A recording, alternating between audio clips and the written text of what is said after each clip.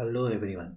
आज हम बात करेंगे उन फैक्टर्स की जो कि एंजाइम एक्टिविटी पर असर करते हैं। हम देखेंगे पीएच और टेम्परेचर। हम बात करेंगे सबस्ट्रेट कंसंट्रेशन के बारे में, हम बात करेंगे एंजाइम कंसंट्रेशन के बारे में और हम बात करेंगे इनहिबिटर्स के बारे में।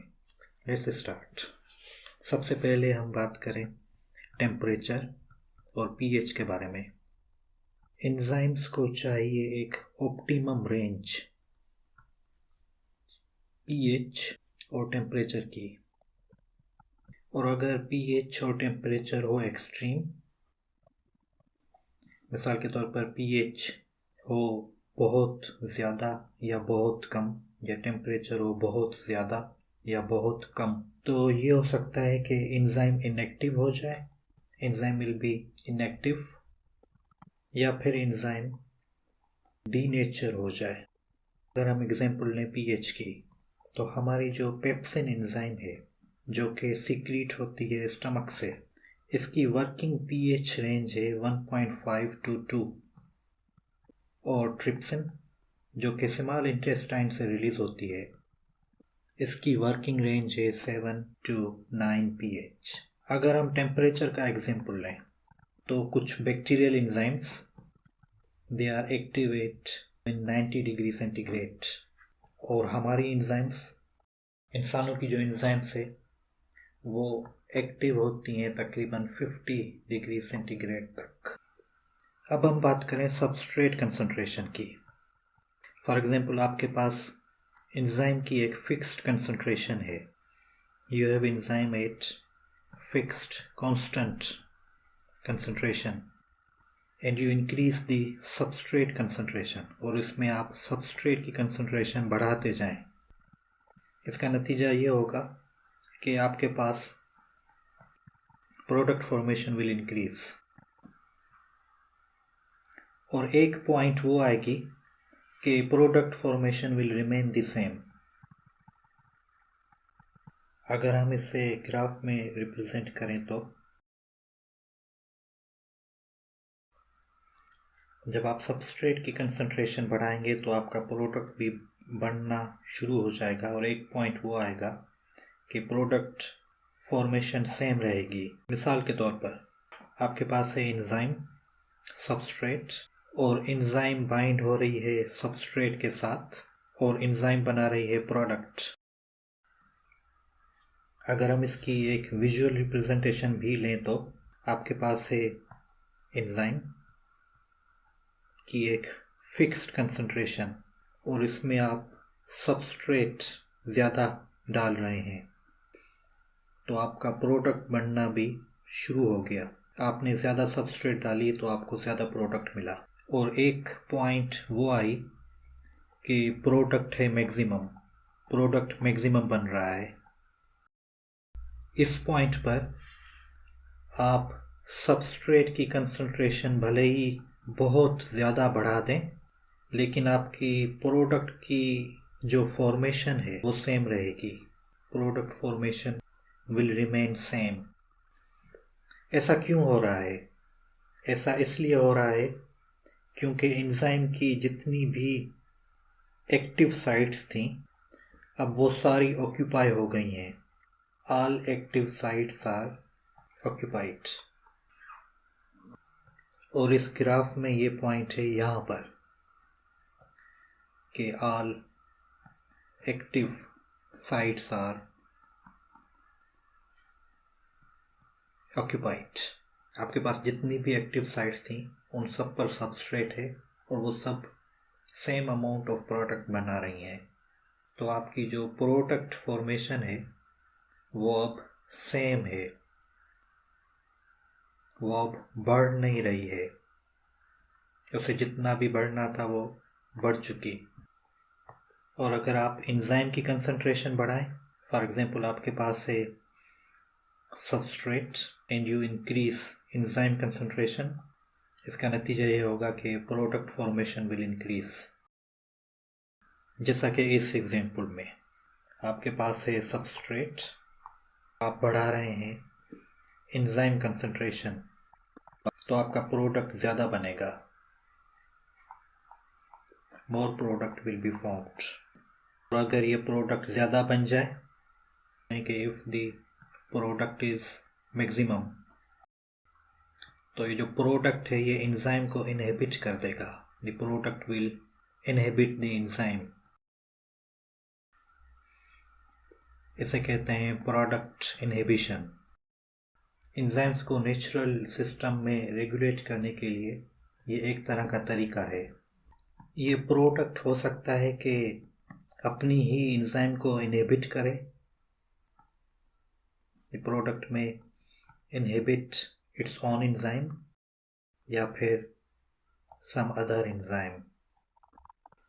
अब हम बात करें इनहिबिटर्स के बारे में। इनहिबिटर्स यहाँ पर या तो हो सकते हैं competitive inhibitors.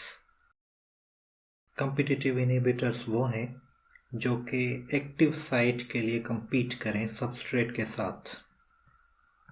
They compete for active site. मतलब हम ये कह सकते हैं कि they bind at active site. ये या तो हो सकते हैं रिवर्सिबल इनहिबिटर्स, या फिर ये हो सकते हैं इर्रिवर्सिबल इनहिबिटर्स। ये रिवर्सिबल इनहिबिटर्स तब होंगे जब ये हों loosely attached with active site, और ये इर्रिवर्सिबल इनहिबिटर्स तब हो सकते हैं जबकि ये हों covalently attached, tightly attached eight active site. ये कॉम्पिटिटिव इनहिबिटर्स ये होते हैं सिमिलर टू सबस्ट्रेट स्ट्रक्चर। ये सबस्ट्रेट के स्ट्रक्चर से मिलते जुलते हैं, इसीलिए ये एक्टिव साइट के लिए compete करते हैं, इसीलिए ये एक्टिव साइट पे बाइंड होते हैं। इसके अलावा आपके पास हैं non competitive inhibitors. They don't bind at active site. ये एक्टिव साइट के लिए compete नहीं करते, तो ये बाइंड होते हैं किसी और साइट पे। They bind at some other site. मिसाल के तौर पर आपके पास है एंजाइम सबस्ट्रेट, और एंजाइम बाइंड हो रही है सबस्ट्रेट के साथ, और एंजाइम बना रही है प्रोडक्ट। और अगर हम इससे कहें एक नॉर्मल रिएक्शन, यहाँ पर है आपका इनहिबिटर जिसका कुछ शेप है सबस्ट्रेट की तरह, सबस्ट्रेट के जैसा। जब ये इनहिबिटर जुड़ा एक्टिव साइट पर, तो आपके पास कोई प्रोडक्ट नहीं बना, क्योंकि ये इनहिबिटर जुड़ रहा है एक्टिव साइट पे, तो ये है कॉम्पिटिटिव इनहिबिटर। अब आपके पास एक ऐसा इनहिबिटर है जो कि एक्टिव साइट पे नहीं जुड़ रहा, लेकिन किसी और जगह किसी और साइट पे जुड़ रहा है, तो ये है आपका नॉन कॉम्पिटिटिव इनहिबिटर। इसके जुड़ने की वजह से या तो प्रोडक्ट नहीं बना, या फिर एंजाइम की एक्टिव साइट की शेप चेंज हो गई और एंजाइम सबस्ट्रेट के साथ बाइंड ना हो पाई। तो ऐसे इनहिबिटर को कहते हैं नॉन कॉम्पिटिटिव इनहिबिटर। या फिर एक और पॉसिबिलिटी ये है कि प्रोडक्ट बनना स्लो हो जाए, very slow formation of product. और जब हम ये कह रहे हैं कि नॉन कॉम्पिटिटिव इनहिबिटर किसी और जगह पे बाइंड होगा, इसे कहते हैं एलोस्टेरिक साइट। इसकी हम एक क्विक समरी ले लें। एंजाइम्स को एक ऑप्टिमम रेंज चाहिए पीएच और टेम्परेचर की, और अगर ये पीएच बहुत ज़्यादा है या बहुत कम है, या टेम्परेचर बहुत ज़्यादा है बहुत कम है, तो एंजाइम इनएक्टिव हो सकती है या फिर एंजाइम डीनेचर हो सकती है। पीएच में हमने एग्जाम्पल ली पेप्सिन की, जिसकी ऑप्टिमम वर्किंग पीएच है 1.5 से 2, या फिर ट्रिप्सिन, इसकी वर्किंग पीएच है 7 to 9। और जब हम बात करें टेम्परेचर की, तो कुछ बैक्टीरिया ऐसे हैं जिनकी एंजाइम्स एक्टिव रहती हैं 90 डिग्री सेंटीग्रेड या उससे भी ऊपर के टेम्परेचर पर। इंसानों की जो एंजाइम्स हैं वो ज़्यादातर एक्टिव रहती हैं 50 डिग्री सेंटीग्रेड तक पर भी। सबस्ट्रेट कंसंट्रेशन, अगर आपके पास एंजाइम की एक फिक्स्ड कंसंट्रेशन है और उसमें आप सबस्ट्रेट कंसंट्रेशन आहिस्ता आहिस्ता बढ़ाते जाएं, तो उसका नतीजा ये होगा कि प्रोडक्ट की फॉर्मेशन बढ़ना शुरू हो जाएगी। लेकिन एक पॉइंट वो आएगी कि प्रोडक्ट फॉर्मेशन सेम रहेगी, उसमें कोई ज़्यादा इंक्रीज नहीं आएगा। इसकी विजुअलाइजेशन हम ये कर चुके कि आपके पास है एंजाइम की एक फिक्स्ड कंसंट्रेशन, आप उसमें सबस्ट्रेट बढ़ाते जा रहे हैं, तो आपका जो प्रोडक्ट है वो भी ज़्यादा बनना शुरू हो गया। लेकिन एक पॉइंट वो आई कि प्रोडक्ट अब बन रहा है मैक्सिमम। अब आप भले ही कितना भी इसमें सबस्ट्रेट ज़्यादा डाल दें, जैसे कि इस एग्जांपल में हम देख रहे हैं, लेकिन प्रोडक्ट उसी रेट पे उतना ही बनेगा। इसकी वजह यह है कि जितनी भी एक्टिव साइट्स थी वो सारी अब ऑक्यूपाई हैं सबस्ट्रेट के साथ। इसकी जो ग्राफिकल रिप्रेजेंटेशन थी हमने देखी, और ये पॉइंट यहाँ आएगी जबकि सारे एक्टिव साइट्स ऑक्यूपाई हों। आपके पास प्रोडक्ट अब ज़्यादा नहीं बन रही। जब तक एक्टिव साइट्स अवेलेबल थी प्रोडक्ट फॉर्मेशन बढ़ रहा था, लेकिन जब एक्टिव साइट सारी ऑक्यूपाई हो गई तो प्रोडक्ट फॉर्मेशन सेम रहा। एंजाइम कंसंट्रेशन, अगर आप किसी सबस्ट्रेट में बढ़ाएं एंजाइम की कंसंट्रेशन तो उसका नतीजा ये होगा कि प्रोडक्ट फॉर्मेशन भी बढ़ेगी, जैसा कि हमने इस एग्जांपल में देखा। आपके पास एक एंजाइम की कंसंट्रेशन है और जब आप ये एंजाइम की कंसंट्रेशन बढ़ाएं तो आपका प्रोडक्ट भी बढ़ गया। एक कंसेप्ट जो मैं आपको समझाना चाह रहा था वो था प्रोडक्ट इनहिबिशन का। प्रोडक्ट बहुत ज़्यादा हो जाए तो ये अपनी ही एंजाइम को इनहिबिट कर सकता है, it can inhibit its own enzyme, या फिर ये किसी दूसरी एंजाइम को इनहिबिट करेगा। इसे कहते हैं product inhibition. Product its maximum the product will inhibit the enzyme. फिर हमने बात की इनहिबिटर्स के बारे में। आपके पास हैं कम्पिटिटिव इनहिबिटर्स। ये वो इनहिबिटर्स हैं जो कि एक्टिव साइट के लिए compete करते हैं और ये बाइंड होते हैं एक्टिव साइट पे। क्यों? क्योंकि ये स्ट्रक्चरली सिमिलर हैं सबस्ट्रेट से। ये हो सकते हैं रिवर्सिबल अगर ये लूजली अटैच्ड हैं एक्टिव साइट पे, और इरिवर्सिबल अगर ये कोवेलेंटली बाइंड हैं, टाइटली अटैच्ड हैं एक्टिव साइट पे।